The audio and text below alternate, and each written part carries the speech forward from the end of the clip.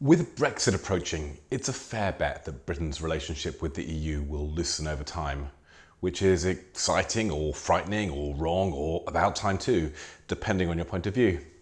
But this video is not about the UK and the EU, it's about the UK and the US.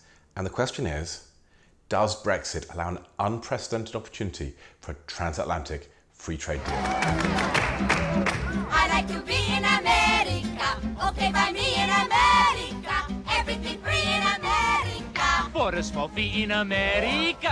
Now, not long ago, the US negotiated two mega free trade agreements. One was the Trans-Pacific Partnership, or TPP, with these countries, and the other was the Transatlantic Trade and Investment Partnership, or TTIP, with the EU. Negotiating these took a long time, and the agreements were, it's fair to say, not universally popular. Both 2016 presidential candidates were opposed to the deals in one way or another, and when Donald Trump became president, he jettisoned both.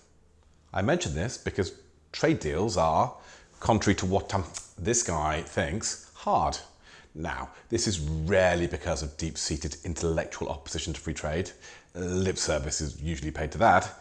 Usually.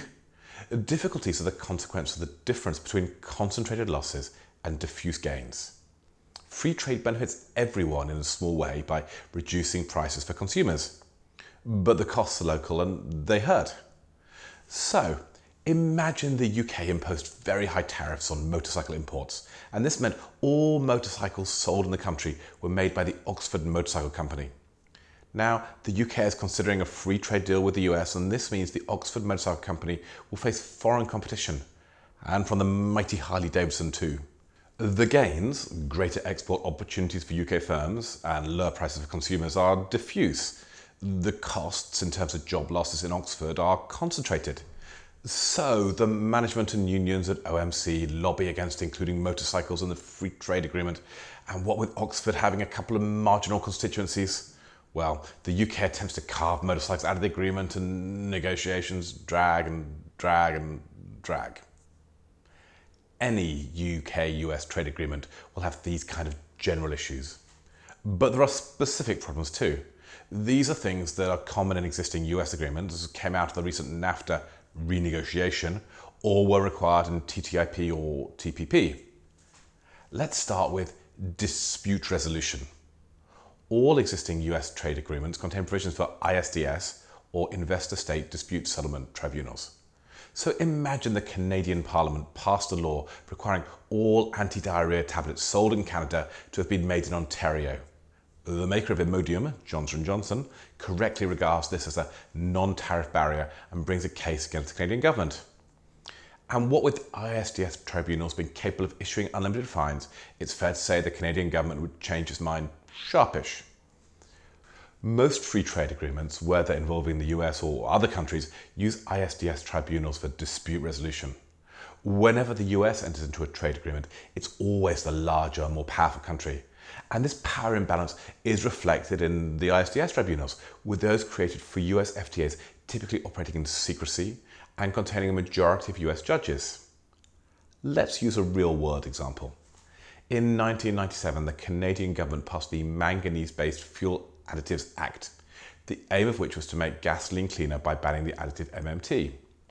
The law did not obviously discriminate against American firms, as both US and Canadian oil companies put MMT in their fuel. In other words, it did not appear to create some kind of a legal non-tariff barrier. Nevertheless, the ink was barely dry on the law. Actually, scratch that.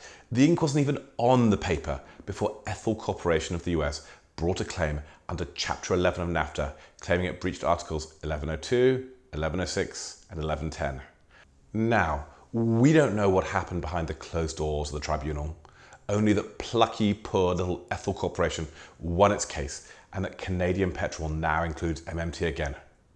This is hardly the only example. Consider Monsanto versus the province of Quebec, where a proposed provincial law requiring the labelling of products containing genetically modified organisms was withdrawn after it became clear that an ISDS tribunal would overturn it. Interestingly, ISDS tribunals appear more hesitant to overrule US laws. So, California banned MTBE, another gasoline additive, on health and safety grounds. Methanex The Canadian maker of MTBE brought a case arguing that this discriminated against them as other similar additives that were made in the US were not affected. Methanex lost their case. Now, there will always be a need for dispute resolution mechanisms. The question the UK needs to ask is it happy with one where the US takes the lead in resolving disputes? Given how important sovereignty was to the Brexit vote, I think this is an open question. Now, let's talk about local content provisions, otherwise known as rules of origin. Okay, pretty triangle time. Here are three countries. We'll call them China, the US, and the UK. They're not completely random names, obviously. Now, there are free trade agreements between the UK and the US, and between the UK and China, but not between the US and China. Local content provisions exist to prevent the UK importing goods from China, putting them in a box, and re-exporting them to the US. So, for example, the EU-South Korea FTA requires that goods sold in either direction have to have 45% local content, and that is simply defined. NAFTA, by contrast, has different local content rules by industry.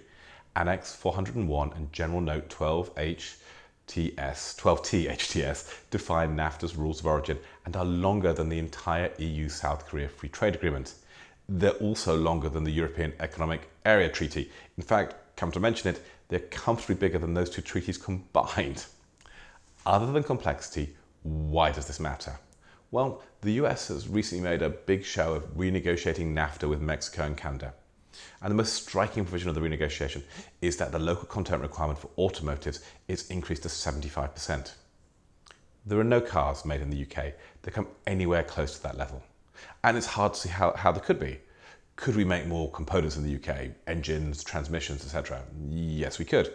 But to get to 75% rather than the 45% in a typical FTA would mean we'd need to build chip fabrication plants for automotive semis, which is unlikely and would require massive capex by foreign firms for uncertain payback. We'd also need indigenous production of raw materials such as iron ore, copper or alumina, which we simply lack.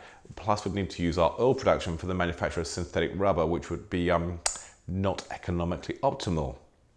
Now, it's possible that the US would have different rules for the UK than for Canada and Mexico, but it's far from certain, and there's also the possibility that the agreement will have a most favoured nation clause in there. Given cars, and particularly high-end cars, are a key British industry, this would be a serious issue for us. Next, agriculture. The US has a highly efficient farm industry, and the UK consumer would undoubtedly benefit from being able to buy cheaper US food and, even more importantly, wine. This tends to be called the chlorinated chicken issue. That's not the problem. You see, the UK has some of the most stringent animal welfare laws in the world. The way animals are treated and killed are subject to numerous requirements above and beyond EU law, and this makes domestic production expensive. According to the World Animal Protection Index, the UK rates an A for animal welfare, equal first with New Zealand, and ahead of most European countries which get Bs. The US, by contrast, only gets a D, which is worse than India or most of South America. Now, given a UK-US FTA will almost certainly include agricultural products, the government will face a difficult conundrum. Current laws mean UK farmers' costs will be higher than those for US farmers, so does the government lower animal welfare standards, which would be unpopular in suburban Conservative voting seats, or allow British farmers to be outcompeted, which would be unpopular in rural Conservative voting seats? I think this is another example of diffuse benefits, cheaper food, and concentrated costs, farmers' incomes. Finally, there is intellectual property. This, again, is a question of sovereignty. You see, the TPP and the TTIP both required that signatories kept their intellectual property laws in lockstep with the US. The consequence of this was that a country couldn't cut its copyright term to a lower level than America's. And if the Houses of Congress decide to toughen up patent protection, well, you are obligated to follow suit. Now, it's perfectly reasonable to argue that as part of the EU, we'd have these kind of things foisted on us all the time. But at least that was as part of an organisation where we had at least a theoretical vote.